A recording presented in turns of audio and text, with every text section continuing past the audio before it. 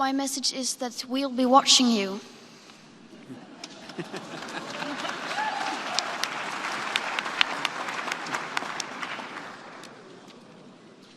This is all wrong.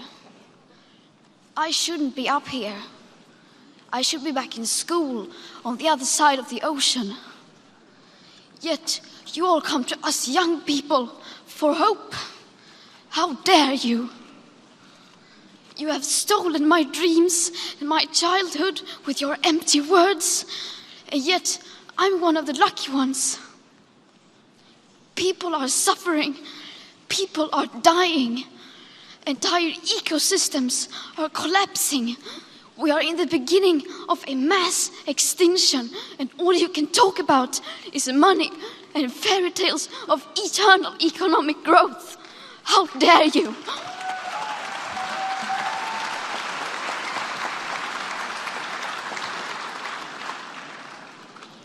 For more than 30 years, the science has been crystal clear. How dare you continue to look away and come here saying that you're doing enough when the politics and solutions needed are still nowhere in sight? You say you hear us and that you understand the urgency. But no matter how sad and angry I am, I do not want to believe that.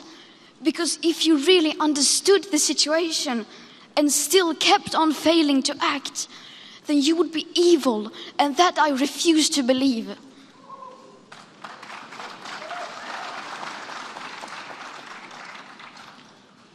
The popular idea of cutting our emissions in half in 10 years only gives us a 50% chance of staying below 1.5 degrees and the risk of setting off irreversible chain reactions beyond human control.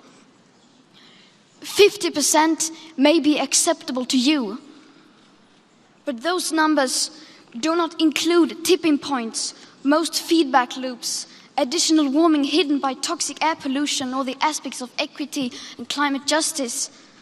They also rely on my generation sucking hundreds of billions of tons of your CO2 out of the air with technologies that barely exist.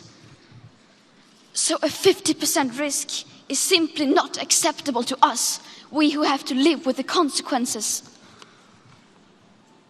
To have a 67% chance of staying below a 1.5 degrees of global temperature rise, the best odds given by the IPCC, the world had 420 gigatons of CO2 left to emit back on January 1st, 2018. Today, that figure is already down to less than 350 gigatons. How dare you pretend that this can be solved with just business as usual and some technical solutions? With today's emissions levels, that remaining CO2 budget will be entirely gone within less than 8.5 years. There will not be any solutions or plans presented in line with these figures here today, because these numbers are too uncomfortable and you are still not mature enough to tell it like it is. You are failing us. But the young people are starting to understand your betrayal. The eyes of all future generations are upon you. And if you choose to fail us, I say we will never forgive you.